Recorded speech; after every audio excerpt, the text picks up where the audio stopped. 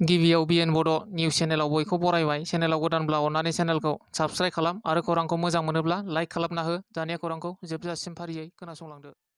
चिराङाव सासे सिखाव हमदों।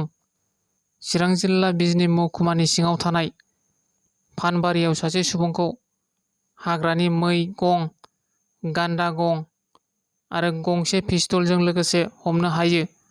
हमजानाय सिखावखौ फानबारि पुलिस थानानि सिङाव थानाय बगिदरा ओनसोलनि होननानै मिथिनो मोननाय जादों। आरबि फिल्म प्रडाक्शननि बेनाराव रोदा मुंनि आबुं बर' सावथुनखौ बेखेवबाय।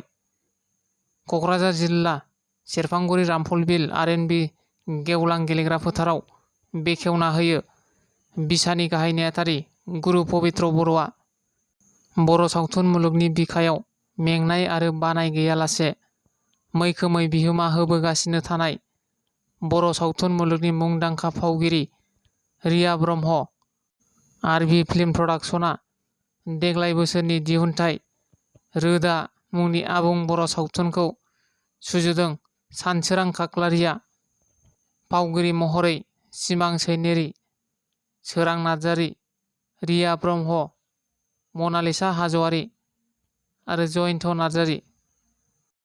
थांनाय मैया क'क्राझार जिल्ला बिएसइउनि आफादखौ गोदानै दाफुंनानै लाबाय। मख'नो गोनांदि क'क्राझार सहराव थानाय मिरु बिपिएफनि गाहाय मावखुलिनि सावराय नब्लाङाव मोनसे जर'खा हाबाफारिनि गेजेरजों मैया क'क्राझार जिल्ला बड'लेण्ड फरायसा आफादखौ दाफुंनानै लानाय जायो। गोदानै दाफुंनाय क'क्राझार जिल्ला बिएसइउनि आफादगिरि महरै जौगासार मुसाहारि आरो गाहाय नेहाथारि महरै भबन बरगयारि बिथांमोनखौ दाफुंनानै लायो।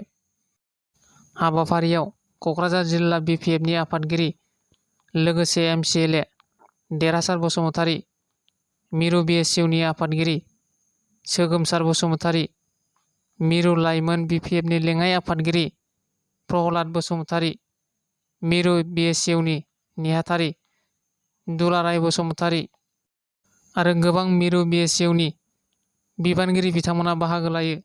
दिनैनि खौराङा बेखिनियानो। गोजोन्थों।